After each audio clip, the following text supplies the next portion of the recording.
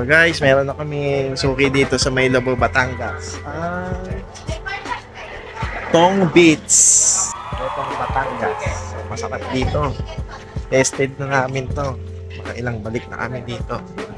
4, 5 beses na pupunta kami dito. Maluwag ang lugar nila ngayon. Extended na.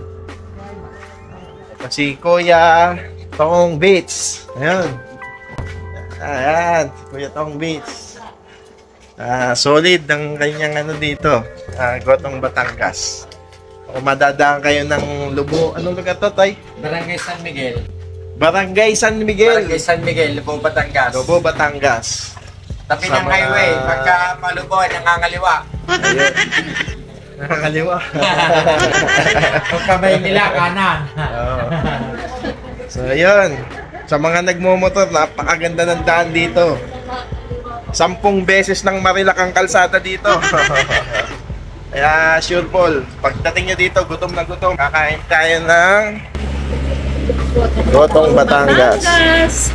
So special yan, halo-halo na. May ano to Tay, di ba? May mga tumbong din. Yan ay lang, puro yan. So ayun, kakain muna kami. Kainan na! Kainan na.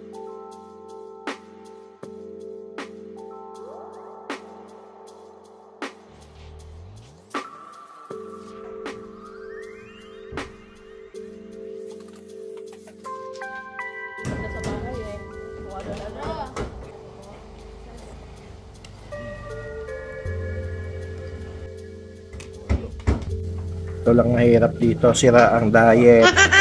Sarap. Yun lang. Soft drinks. Dito po si FPJ. So soft drinks na. Simot. Shout out sa mga riders at saka YouTubers. Napadaan dito. Kakalapit lang pala kami. Quezon City. Tsaka Fairview. Nasa Marikina lang. Dito sa Tong Beach. Masarap ang luto nila dito. Kung magra-rides kayo from Manila, sulit din yung rides dito. Pag nagutom kayo, sulit din yung kakainin nyo. Hindi siya ganun kasing lalaki ng mga servings. Pero promise, ang sarap talaga ng lasa ng sabaw ni Kuya.